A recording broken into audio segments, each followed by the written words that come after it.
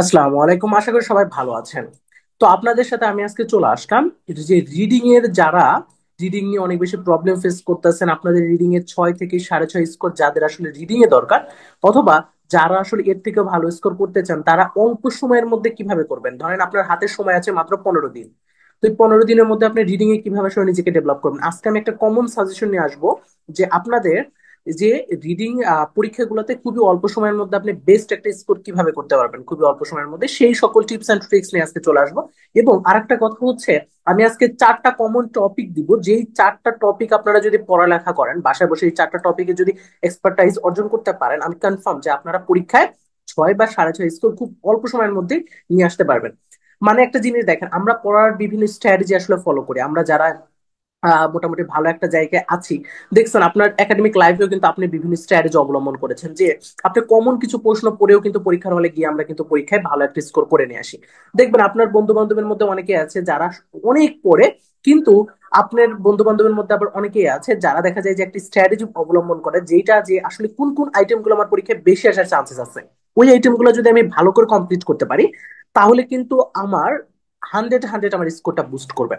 তাহলে আমি আজকে এইরকম আইটেম গুলো আপনাদেরকে আসলে বলবো যে এই আইটেম গুলো ভালো করে পড়েন, এই আইটেম গুলো পরীক্ষায় আসবেই।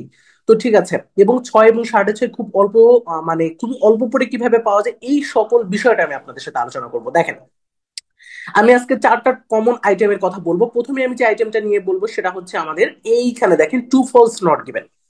মনে রাখেন আপনার রিডিং এর যদি আমরা প্যাসেজ ওয়ান দেখি, এই প্যাসেজ আমাদের টোটাল থাকে হচ্ছে, প্যাসেজ থাকে তিনটা, প্যাসেজ ওয়ান, প্যাসেজ টু এবং হচ্ছে প্যাসেজ থ্রি।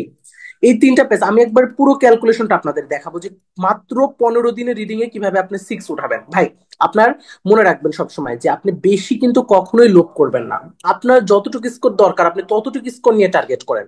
যেরকম আপনারা বিসিএস এক্সাম থেকে শুরু করে বিভিন্ন ক্রিটিক্যাল যে এক্সাম গুলো থাকে, সেই এক্সাম গুলোতে আপনারা শুনেছেন যে কি জিনিস পড়তে হবে না সেটা বাদ দিতে হবে। মানে আপনাকে কি করতে হবে, আপনার সিলেবাসটাকে ছোট্ট একটা জায়গার মধ্যে নিয়ে আসতে হবে। তো আইএলস এর ক্ষেত্রেও আপনাকে এমন ভাবে চিন্তা করতে হবে যে আমি যে আইটেম গুলো সব থেকে বেশি আসে বা সব থেকে পরীক্ষা আসবে এরকম আইটেম, তো যে আইটেম গুলো আমার নাম্বার উঠানো সবচেয়ে ইজি, ওই আইটেম গুলাকে আমি সব থেকে বেশি পরিমাণে ফোকাস করব। তো এরকম একটা আইটেম হচ্ছে টু ফলস। এই টু ফলস থেকে প্যাসেজ ওয়ানে কোয়েশ্চেন্স হবে ধরেন হচ্ছে 7টা, 7টার মতো কোয়েশ্চেন্স প্যাসেজ ওয়ানে হবে। তাহলে আমার দরকার হচ্ছে 6। আমি যদি 6 পাই, তিনি আমাকে যে জিনিসটা করতে হবে, ধরেন আমাকে রাইট করতে হবে টোটাল হচ্ছে, আমি ধরেন আমাকে রাইট করতে হবে 23 থেকে শুরু করে আমাকে রাইট করতে হবে 26টা পর্যন্ত, ধরেন এরকম আমাকে রাইট করতে হবে। 23 থেকে 26 আমাকে রাইট করতে হবে, অথবা আমাকে হচ্ছে 24 থেকে আমাকে 27 পর্যন্ত রাইট করতে হবে। এখন কথা হচ্ছে, এই যে প্যাসেজ ওয়ান, এই প্যাসেজ ওয়ানে হচ্ছে আমাকে সাত, মানে প্যাসেজ ওয়ান টু ফার্স্টে যদি আমি 100% অ্যাকিউরেসি অর্জন করতে পারি, তাহলে 7টা থেকে 7টা আমি কমন পড়বে। এখন আসতে পারে যে ভাই, টু ফলস নট গিভেন যদি পরীক্ষায় না আসে, দেখেন, টু ফলস নট গিভেন পরীক্ষায় আসবে, 100তে 100 আসবে। কোন কোন এক্সামে আসবে সেইটা নিয়ে আমার এই ভিডিও আছে, যে কোন কোন ভিডিওতে আমি আমি অলরেডি বলেছি যে প্যাসেজ ওয়ানে টু ফলস এবং গ্যাপ ফিল 100% আসবে, এবং 13টা কোয়েশ্চেন্স আসবে। কোন কোন এক্সামে আসবে সেটার কিন্তু আমার একটা লাইভ সেশন আছে, লাইভ সেশনটা দেখলে আপনারা বুঝবেন। তাহলে পরীক্ষা নিয়ে আপনাদের টেনশন করতে হবে, আপনার পরীক্ষায় টু ফলস নট গিভেন 100তে 100 আসবেই ভাই। এখন আসি, তাহলে 7টা আমাদের হচ্ছে টু ফলস থেকে আসলো। এই টু ফলসটা 7টা যদি আবার প্যাসেজ ওয়ানে আসে, দেখা যায় যে টু ফলস আবার প্যাসেজ টু বা প্যাসেজ থ্রিতেও এই টু ফলস এর একটা অল্টারনেট আছে, ইয়েস নো। এই ইয়েস নোটা কিন্তু টু ফলস এর ইয়েস নো কিন্তু একই প্যাটার্ন। তো প্যাসেজ থ্রিতেও ইয়েস নোটা দেখা যায় যে 3টা বা 4টা চলে আসে। তো ইয়েস নো ধরলাম প্যাসেজ থ্রিতে আসলো 4টা, প্যাসেজ থ্রিতে আসলো 4টা, অথবা হচ্ছে 3টাও আসতে পারে, 3টাও আসতে পারে, 3টাও আসলো, 3টা অথবা 4টা। তাহলে প্রায় 10টা কোশ্চেন আসতেছে টু ফলস নট গিভেন বা ইয়েস নো থেকে, মানে এটা একই type, true false not given আর ইয়েস নো। তাহলে এখান থেকে আমি টোটাল কোশ্চেন পাইলাম 10টা। দেখেন, একটা আইটেম থেকে 4টা আইটেম বলবো, এর মধ্যে একটা আইটেম থেকে আপনি অলরেডি 10টা কোশ্চেন পেয়ে গেছেন। এবং এই টু ফলস নট গিভেন এর যে ট্রিক্স আছে, এবং সেম ট্রিক্স কিন্তু দেখেন এখানে ইয়েস নো নট গিভেনও, এই দেখেন ইয়েস নো নট গিভেনও সেম ট্রিক্স। দেখেন এক্সট্রা কোনো ট্রিক্স নাই, জাস্ট অল্প দুই একটা এক্সট্রা আছে, আর বাকি সব সেম। তার মানে দুইটা আইটেম কিন্তু সেম, সিমিলার। অলরেডি আমি 10টা কোশ্চেন কিন্তু পেয়ে গেছি। আমি এখন যদি 100% রাইট করতে পারি, আমি 10টার মধ্যে 10টাই রাইট করতে পারবো। অলরেডি কিন্তু আমার একটা ব্যান্ড স্কোর বা চলে আসছে, শুধুমাত্র একটা আইটেম দিয়ে। 4টার মধ্যে এখনো 3টা আইটেম বাকি আছে। তো এখন আসি হচ্ছে আমরা 2 নাম্বার। 2 নাম্বার আমাদের যেটা দরকার সেটা হচ্ছে গ্যাপ ফিল। এই গ্যাপ ফিল আমাদের পরীক্ষায় আসবেই, 100% আসবে। যদি আপনার প্যাসেজ ওয়ানে গ্যাপ ফিল আসবেই, 13টা কোশ্চেন্স এর মধ্যে ধরেন হচ্ছে 6টা প্যাসেজ ওয়ানে যদি আমার গ্যাপ ফিল আসে, দেখা যায় যে প্যাসেজ টু বা প্যাসেজ থ্রিতেও দেখা যায় যে সামারিটা চলে আসে। তো যাই হোক, আমি গ্যাপ ফিলটা নিয়ে কথা বলবো, সামারি না। তো আমি এখন গ্যাপ ফিল নিয়ে যদি আমি এখানে কোশ্চেন্স এখানে যদি আমি অ্যাড করি, তাহলে আমার এখান থেকে 6টা আসতে আসতে তার মানে 13টা কোশ্চেন্স আমি এখান থেকে পাচ্ছি। তো 13টা আমি এখান থেকে পাচ্ছি, আর এখান থেকে পাচ্ছি ধরেন হচ্ছে 3টা, তাহলে 16টা। অলরেডি আমার 16টা হয়ে গেছে, 16টা হয়ে গেছে গ্যাপ ফিল আর হচ্ছে টু ফলস দিয়ে। দেখেন, আপনি যদি গ্যাপ ফিল এবং টু ফলসটা ভালো পারেন তাহলে আপনার অলরেডি 16টা শেষ। আবার দেখা যায় অনেক সময় প্যাসেজ টু তে 2টা বা 3টা গ্যাপ ফিল চলে আসে, প্যাসেজ টু তেও কিন্তু গ্যাপ ফিল চলে আসে, 2টা বা 3টা চলে আসে, এটা আপনারা পরীক্ষার প্রশ্ন দেখেছেন, বাট আমি বাদই দিলাম প্যাসেজ টু গ্যাপ ফিল, বাদই দিলাম, সমস্যা নেই। তো আমি তাহলে যে জিনিসটা দেখতে পাচ্ছি, আমি অলরেডি এখান থেকে পাইছি কয়টা, 16টা কোশ্চেন্স কিন্তু আমার অলরেডি চলে আসছে এই 2টা আইটেম দিয়ে, তাহলে ট্রু ফলস আর গ্যাপ ফিল। এখন আসবো বাকি 2টা আইটেম। বাকি 2টা আইটেমের মধ্যে হচ্ছে এক নাম্বারটা হচ্ছে সামারি উইথ ক্লু অথবা উইদাউট ক্লু, মেইনলি সামারিটা। এখন আসি সামারিটা নিয়ে কাজ করব, 3 নাম্বার যেটা সেটা হচ্ছে সামারি। আপনি যদি টু ফলস, নট গিভেন এবং যদি আপনি গ্যাপ ফিল আর সামারি তিনটা জিনিস যদি আপনি ভালো মতো পারেন, দেখি আমরা কোশ্চেন্স আসে কয়টা। সামারি থেকে আমাদের যেটা হয়, প্যাসেজ টু তে সামারি আসে, প্যাসেজ টু তে সামারি আসে 4টা। আর সামারি উইথ ক্লু যেটা, সেটা প্যাসেজ থ্রি তেও আসে, সেটা থেকে আসে 4টা, তার মানে 8টা কোশ্চেন সামারি থেকে আসে। সামারি আমাদের দেখা যায় প্যাসেজ টু তেও যদি আমরা দেখি ক্যামেরা, এটা পরীক্ষা আসার সম্ভাবনা মানে 8টা প্রশ্ন না আসলেও 6টা প্রশ্ন সামারি থেকে আসবেই। তো সামারি থেকে যদি আমরা কোশ্চেন ধরি, আমাদের সর্বোচ্চ 8টা, সর্বনিম্ন 6টা, তার মানে আমি অ্যাভারেজ ধরলেও 7টা কোশ্চেন আসে সামারি থেকে।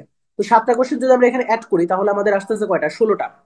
7 × 2 আহ 14, তাহলে হচ্ছে এখানে আসতেছে 23টা। 23টা অলরেডি চলে আসছে।